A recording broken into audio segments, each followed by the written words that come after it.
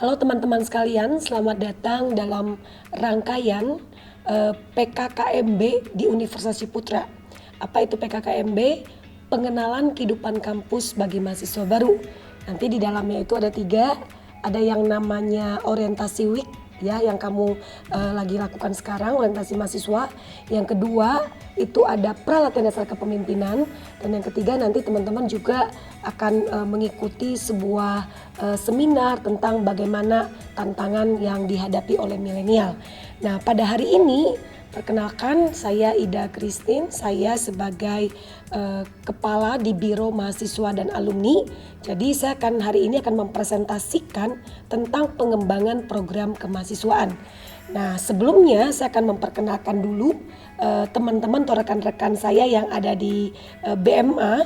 Pertama itu ada Bu Novi, atau bisa teman-teman panggil C Novi atau Kanovi, terserah gitu, bebas gitu ya. Nah, C Novi ini di bagian mentoring. Kemudian ada Kak Sola. Kak Sola ini di bagian unit kegiatan mahasiswa. Juga Kak Sola juga bantu di Tracer Study atau di kegiatan-kegiatan alumni. Kemudian ada Pak Weli. Pak Weli adalah bagian beasiswa dan konseling. Jadi teman-teman kalau memang ada persoalan-persoalan bisa datang tuh ke Pak Weli gitu ya. Kemudian ada Kak Dipa. Kak Dipa ini sebagai pendamping atau pembina untuk organisasi kemahasiswaan. Kemudian BMA itu dibantu oleh 2 orang casual. Itu ada Timothy atau Kak Timi dan Kak Birgita. Nah, kemudian Biro Mahasiswa ini tentu punya capaian yang mengacu kepada capaian universitas. Capaian universitas adalah menjadi universitas yang menciptakan entrepreneur dan juga tentu intrapreneur kelas dunia yang berkarakter integritas, profesionalisme, entrepreneurship atau IPE dan kebangsaan, serta memberi kontribusi positif bagi bangsa Indonesia. Nah, capaian universitas ini kami berharap akhirnya bisa menghasilkan profil lulusan dari alumni Ciputra adalah memiliki kompetensi entrepreneurial, memiliki kompetensi sesuai dengan bidang ilmunya, memberi nilai tambah berstandar internasional, kemudian menjunjung tinggi nilai IPE, dan kemudian bangga, cinta, berkontribusi bagi bangsa, serta memberi dampak positif. Nah, inilah capaian universitas di mana BMA itu hadir sebagai support untuk capaian Universitas Ciputra. Karena itu di dalam kegiatan rangkaian aktivitas kami ada pengembangan soft skill, ada perubahan karakter, dan ada kontribusi bagi bangsa. Nah, teman-teman, dari tahun pertama kamu masuk ke UC gitu ya sampai tahun keempat, kami di kemahasiswaan mencoba untuk membuat capaian-capaian. Kenapa kita perlu membuat capaian? Biar kita tahu, oh tahun pertama dengan tahun kedua kami berharap mahasiswa itu mengalami yang namanya perubahan. Kalau di tahun pertama teman-teman mungkin ya diajak untuk mengenal diri teman-teman, mampu beradaptasi dengan lingkungan. Kemudian di tahun kedua itu kami berharap teman-teman mampu menjelaskan. Jadi mungkin nanti akan mendengarkan tuh apa sih nilai-nilai yang dijunjung tinggi oleh UC, ada IPE gitu ya. Kemudian Pancasila, Undang-Undang Dasar 1945. Tahun pertama kami berharap kamu bisa menjelaskan. Mampu menjelaskan juga sikap menghargai dan menerima perbedaan, mampu mengetahui. Jadi yang keempat itu kamu tahu betapa pentingnya memiliki soft skill. Itu bisa di kepemimpinan, komunikasi, kerjasama, kreativitas, inovasi, dan lain sebagainya. Kemudian kami berharap teman-teman juga bisa menjelaskan pentingnya memiliki sikap dan perilaku kepedulian, empati terhadap sesama dan lingkungan. Itu tahun pertama. Tahun kedua meningkat tuh. Kita berharap mahasiswa atau kamu mulai bisa menentukan target prestasi dirimu. Baik itu di UKM, di minat bakatmu, atau dimanapun itu ya di prestasi akademikmu. Kamu sudah mulai bisa nih, saya mulai menentukan target saya apa gitu ya. Kemudian kalau tadi mampu menjelaskan, sekarang kamu mampu menerapkan nilai-nilai IPE itu Pancasila dan Undang-Undang Dasar 45. Kemudian yang ketiga mampu menunjukkan. Kamu bisa nunjukin tuh bagaimana menghargai dan menerima perbedaan. Tahun keempat kamu mampu mengembangkan. Jadi gak hanya tahu itu penting, tapi kamu bisa mengembangkan. Kemudian mahasiswa mampu atau kamu mampu menunjukkan sikap dan perilaku kepedulian terhadap sesama dan lingkungan.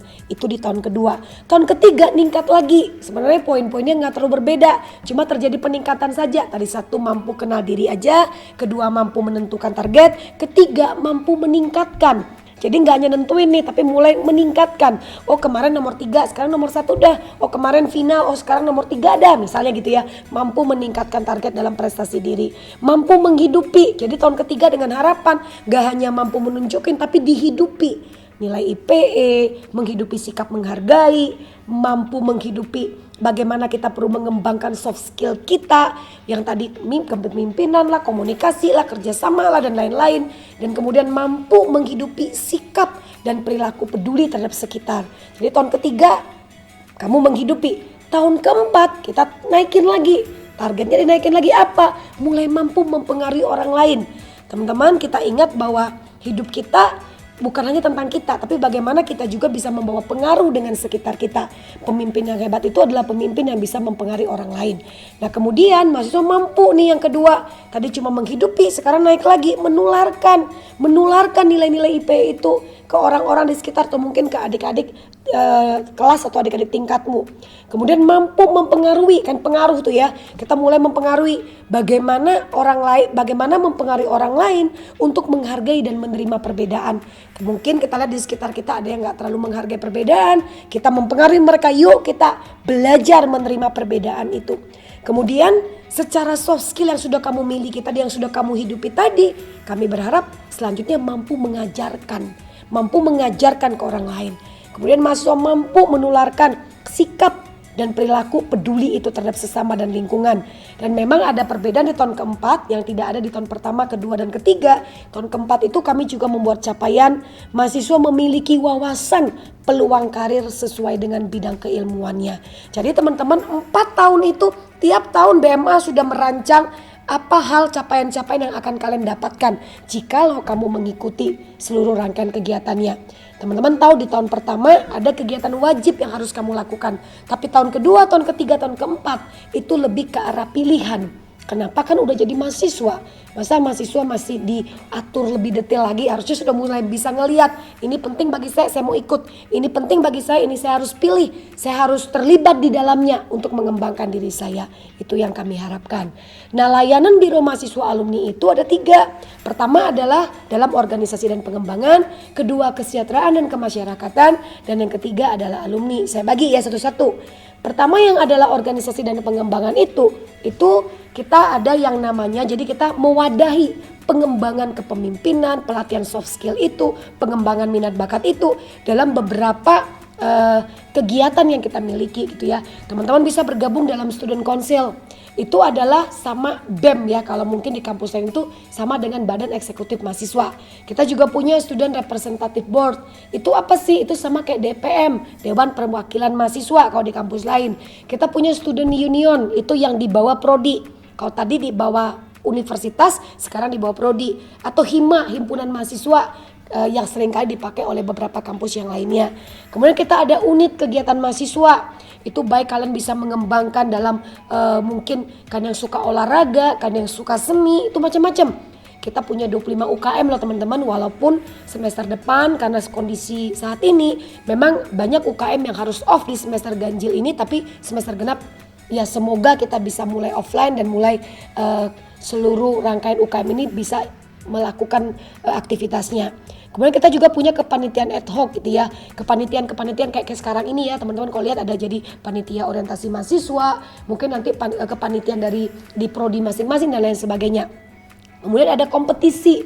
Kami sangat sekali pengen teman-teman, kamu barangkali aku nih bisa renang nih, tapi nggak ada UKM-nya. Nggak apa-apa, ketika ada kompetisi renang kami siap. Kami dari Biro Mahasiswa siap untuk mensupport teman-teman. Bahkan teman-teman nanti ya kami juga meminta kalian akan mengisi tuh kira-kira waktu SMA apa sih bakat-bakat, apa sih kompetensi yang kalian miliki yang bisa untuk ikut lomba gitu ya. Oh dulu saya pernah nih ikut MIPA, oh saya pernah ikut lomba matematika atau apapun itu. Kita akan mendata, kita pengen punya yang namanya kayak bank talent ya. Jadi suatu bank yang untuk bisa tahu nih talenta-talenta yang dimiliki oleh mahasiswa-mahasiswa kita. Nah itu kita akan buat. Kemudian apalagi teman-teman dalam leadership. Nanti kita mengenal, kamu akan dikasih tahu, oh ada dimulai dengan perlatihan dasar kepemimpinan, ada leadership 101, 102, dan 103. Semua adalah untuk mengembangkan dirimu di dalam soft skill yang harusnya kamu miliki. Kami berharap BEMA ini bisa mengembangkan lebih lagi. Kemudian yang kedua, kesejahteraan dan kemasyarakatan. Ada mentoring teman-teman. Mentoring itu untuk apa? Awal kamu masuk ke UC, kamu langsung didampingi oleh kakak mentor. Sehingga kalau kamu pengen ada yang mau kamu tanyakan, kamu masih bingung untuk, aduh saya ini bingung nih harus membagi waktu, harus membagi apa. Semua nanti akan dilengkapi, kakak mentor akan membantu kalian. Nah kemudian tuh tahun pertama teman-teman ya, ada mentoring, ada konseling. Jadi kalau kamu ngerasa kok aku ngerasa tidak nyaman, kok aku ngerasa ada sesuatu yang gak beres, oh kok aku ngerasa ada gak enak, aku susah diterima, teman-teman bisa konseling. Tadi Bu Ida sudah sebutkan ada Pak Weli bagian konseling. Tapi juga bisa ke Bu Ida, bisa ke yang lainnya di BEMA, kami siap untuk menjadi tempat curhat teman-teman sekalian. Ketiga ada beasiswa. Teman-teman beasiswa ini ada, mungkin bisa jadi waktu baru masuk ke Ciputra kamu aman-aman saja, keluarga ya mungkin masih perekonomian masih stabil, di tengah-tengah ada sesuatu. Teman-teman jangan langsung berpikir berarti saya harus keluar, saya akan stop kuliah. Jangan. Kami dari beasiswa Universitas Ciputra hadir untuk tetap menolong teman-teman meraih mimpi kalian. Jangan stop, tapi kamu bisa mengajukan beasiswa dan kita akan bantu teman-teman. Tapi tentu ada syarat-syaratnya gitu ya. Kemudian apalagi program kreativitas mahasiswa, itu yang dari Dikti. Teman-teman kelebihan dari PKM atau program kreativitas mahasiswa ini adalah, pertama adalah kamu dilatih untuk melihat masalah. Setelah kamu dilatih untuk melihat masalah, nggak cukup di situ, kamu dilatih untuk bisa mencari solusi dari masalah itu. Jadi teman-teman bisa kebayang ya, dari seluruh rangkaian pelatihan-pelatihan yang akan diberikan dan bahkan lomba atau kompetisi yang akan dilakukan oleh Dikti, kami berharap teman-teman bisa ikut di dalamnya. Kamu betul-betul dilatih menjadi orang-orang yang selalu berpikir bagaimana aku bisa masuk di dalam sebuah, kalau aku bisa melihat sebuah persoalan, aku selalu berpikir bagaimana aku bisa menjadi orang yang memberikan solusi terhadap masalah itu. Kemudian ada Abdimas, pengabdian masyarakat. Jadi teman-teman nanti di OWIK tuh kamu ada acara, ada kegiatan tuh yang teman-teman diminta untuk bikin apa sih yang bisa kita lakukan untuk bisa membawa dampak bagi membawa dampak menjadi berkat bagi sekitar kita, khususnya yang terdampak dengan COVID. Nah nanti bukan hanya di OWIK, tapi nanti di beragam kegiatan kita akan mengajak teman-teman lebih peduli terhadap sekitar kita. Makanya pengabdian masyarakat masuk di dalam kesejahteraan dan kemasyarakat di poin kedua dari Biro Mahasiswa. Ketiga, alumni. Di dalam alumni ini kita punya database alumni. Jadi nanti ketika jadi alumni kita punya data sehingga tetap bisa menjalin suatu ikatan dengan alumni. Kita juga nanti di dalam alumni ini ada tracer study. Setelah 2 tahun teman-teman nanti kalau udah jadi alumni gitu ya, kamu nanti akan didata, kamu akan diminta untuk mengisi survei untuk bisa melihat apakah proses pembelajaran selama 4 tahun itu benar-benar bisa memperlengkapi kamu untuk siap menantang dunia, untuk siap bekerja, untuk siap memimpin perusahaan atau apapun itu gitu ya. Itu kami butuhkan ya untuk bisa mengembangkan proses belajar lebih baik lagi di Universitas Ciputra. Juga supaya ada suatu relasi mempertemukan alumni yang satu dengan alumni yang lain gitu ya. Itulah salah satu yang dilakukan dalam kegiatan-kegiatan alumni yang di bawah BMA ini. Kemudian teman-teman, untuk beragam kegiatan yang kamu lakukan, kami memberi reward itu dalam bentuk credit point minimal 100 gitu ya. Lebih sangat baik gitu ya. Kami tidak berharap teman-teman, saya melakukan kegiatan karena saya harus ada wajib nih KP atau credit point, tidak. Kami berharap sekali saya ikut kegiatan itu karena memang saya ingin mengembangkan diri saya. Nah, makanya jangan sampai pasrah dengan minimal 100, tapi berpikirlah untuk lebih. Orientasi mahasiswa 10 KP, upacara 4, pelatihan dasar kepemimpinan 6 ya. Silakan teman-teman baca sendiri ya, ada talk show, ada berapa, mentoring, kepanitiaan, kompetisi, Abdimas, UKM. Nah teman-teman, sebetulnya reward ini hanya untuk memotivasi teman-teman untuk iya saya lakukan ini supaya saya bisa lebih maksimal lagi mengembangkan diri saya. Harusnya itu yang menjadi tujuan utamanya gitu ya. Nah teman-teman, nanti kamu bisa lihat lagi, kami akan sharekan ini kepada semua mahasiswa bahwa setiap tahun dalam program pengembangan kemahasiswaan itu ada yang namanya keterampilan umum, ada yang namanya karakter atau sikap, ada yang namanya keterampilan entrepreneurial yang kami pengen teman-teman lebih kembangkan lagi. Misalnya bagaimana membuat konsep, memiliki konsep yang baik gitu ya. Bagaimana kamu bisa menjadi orang yang bisa mengatasi masalah, bagaimana kamu bisa mengevaluasi diri gitu ya. Bagaimana kamu bisa untuk menjadi orang yang punya jejaring yang banyak, bagaimana punya sikap yang menghargai keberagaman, punya tanggung jawab sosial gitu ya. Bagaimana kamu bisa profesional gitu ya. Bagaimana kamu bisa mempertahankan nilai-nilai akademikmu, banyak sekali.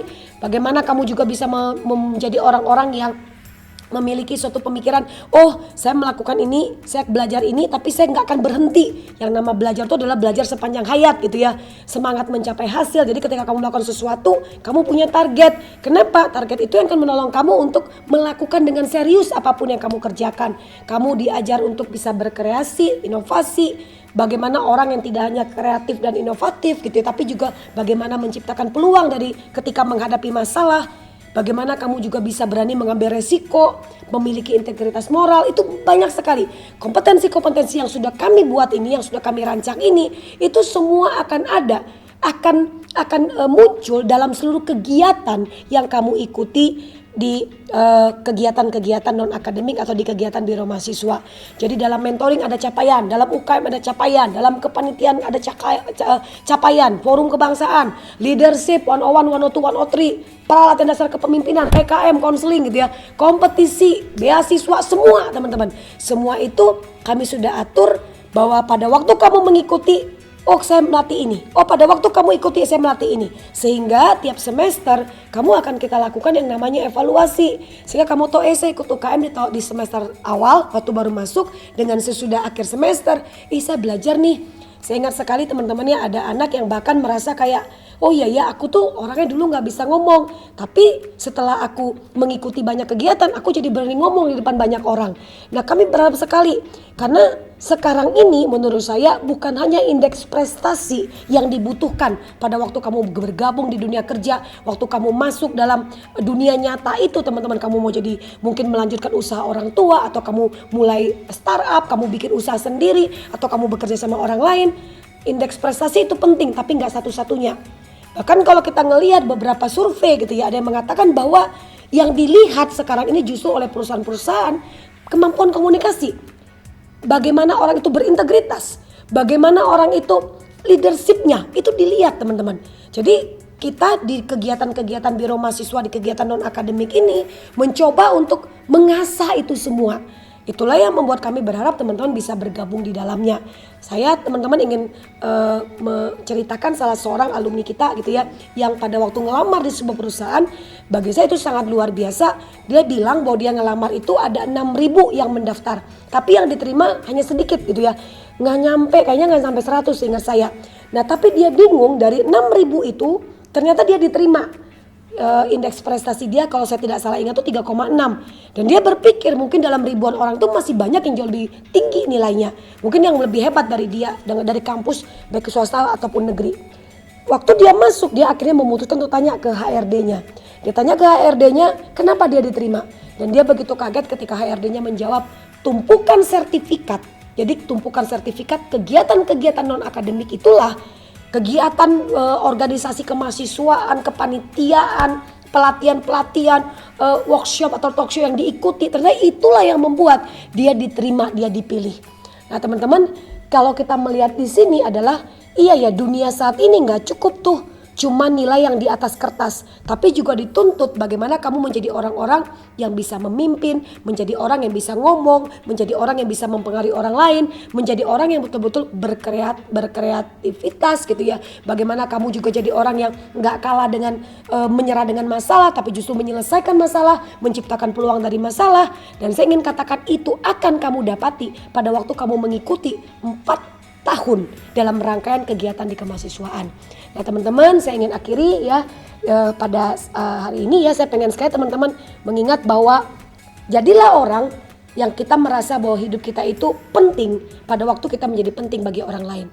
Berpikirlah saya akan menjadi berarti saat kita juga berarti bagi orang lain. Karena tujuan hidup kita tentu bukan hanya untuk kita, bukan hanya tentang kita. Tujuan hidup kita juga adalah untuk berdampak bagi sekitar kita. Nah, lewatilah, awalilah dengan acara orientasi mahasiswa pertama, nanti seterus kegiatannya dengan membentuk dirimu menjadi lebih baik lagi, menjadi pribadi-pribadi yang berdampak bagi banyak orang. Salam entrepreneur.